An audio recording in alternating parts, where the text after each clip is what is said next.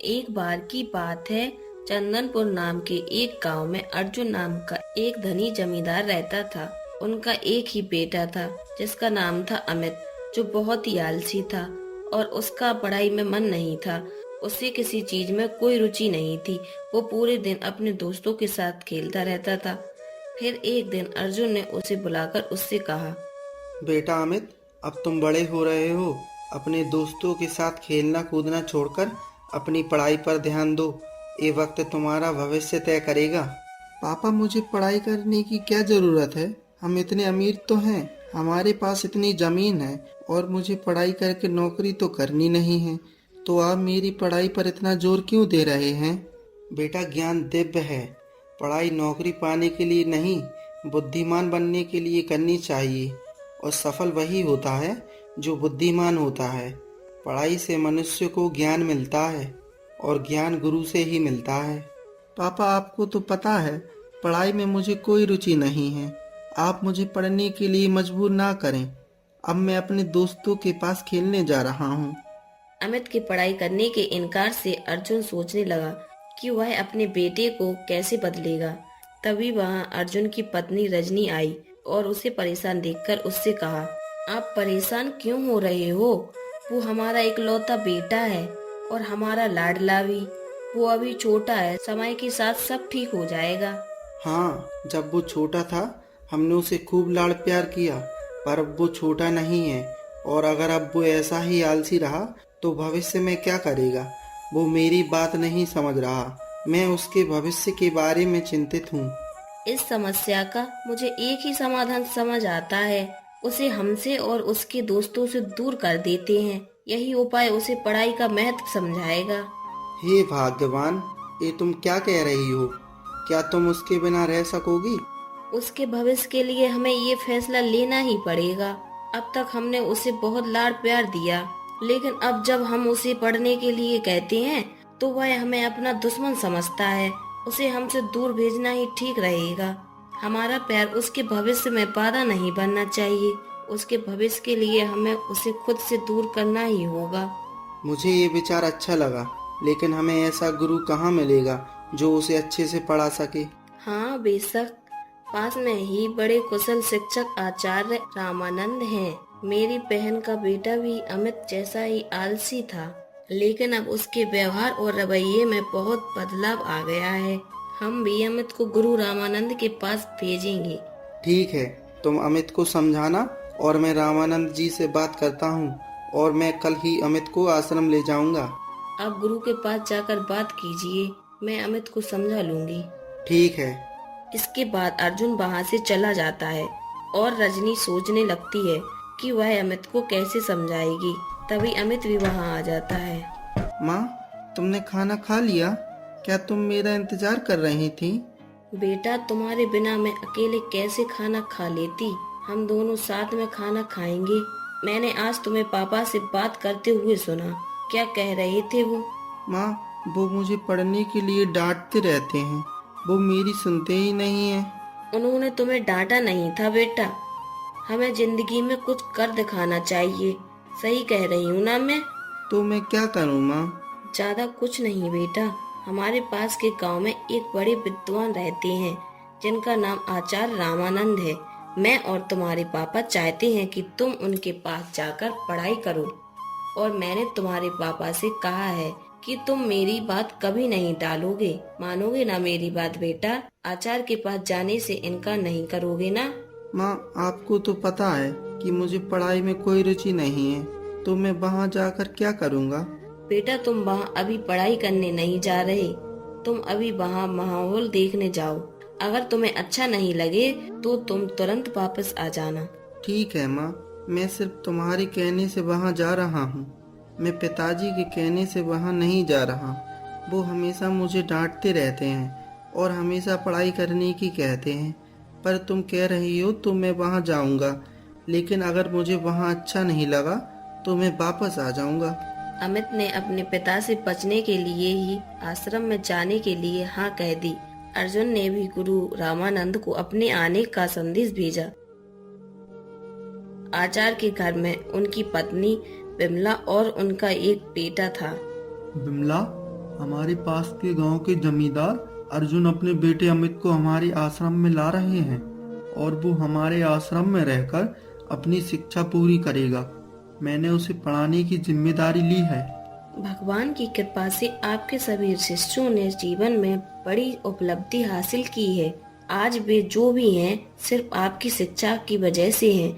मैं कह रही हूँ कि अब आप हमारे बेटे गोपाल को भी शिक्षा देना प्रारंभ करें। वो भी अब बड़ा हो रहा है। हाँ ठीक है, कल से ही उसको और अपने बेटे को शिक्षा देना प्रारंभ कर देता हूँ। अगले दिन अर्जुन अपने बेटे अमित को लेकर आचार्य रामानंद के आश्रम पहुँचे। नमस्कार गुरुजी, ये मेरा बेटा अमित है और मैं इसे आपके आश्रम में छोड़कर जा रहा हूँ। उसे बुद्धिमान और काबिल बनाना आपकी जिम्मेदारी है। जरूर, आपका बेटा जल्द ही हर तरह से काबिल बन जाएगा। अमित, आप पढ़ाई पर जितना ध्यान देंगे और जितना मन लगाएंगे उतनी ही जल्दी घर लौट पाएंगे। हाँ जरूर। अमित, ये मेरा बेटा गोपाल है। ये तुमसे उम्र में छोटा है लेकिन ये तुम्हारे साथ ही पढ़ाई करेगा। इसके बाद अमित गोपाल के साथ खेलने चला जाता है। आचार्य, मेरा बेटा आज से आपकी जिम्मेदारी है। मैं उसे संस्कृति और सामान्य ज्ञान सिखाने का आपसे अनुरोध करता हूँ। अर्जुन, आप ऐसा क्यों कह रहे हैं? आपका बेटा दिखने में तो सामान्य लगता है। आचार्य, वो जैसा दिखता है वैसा है नहीं। वो आलसी और जिद्दी है। उसका पढ़ाई में जरा भी मन नहीं है। अगर मैं उसे पढ़ाई करने की बोलता हूँ वो मुझे अपना दुश्मन समझता है। इसलिए हमने उसे आपके आश्रम में छोड़ने का विचार किया। हमें उसके भविष्य की चिंता है। मुझे पता नहीं आप उसे कैसे बदलेंगे। मुझे तो ये बड़ा मुश्किल लगता है। आप चिंता मत करें, हमें तभी छोटा है। वो धीरे धीरे सब कुछ सीख जाएगा और मुझे विश्वास है कि कुछ ही समय में वो जिम्मेदार और काबिल बन जाएगा। गुरुजी, मुझे आप पर पूरा भरोसा है। अच्छा, अब मैं चलता हूँ। अर्जुन आश्रम से अपने गांव की तरफ चल देता है और अगले दिन से रामानंद जी के आश्रम में अमित की शिक्षा का प्रारंभ हुआ। अमित, आज से मैं तुम्हारी शिक्षा प्रारंभ कर रहा हूँ। याद रहे, तुम्हें सीखने में तत्पर रहना है और सब खुद ही करना होगा। समझ गए ना अमित?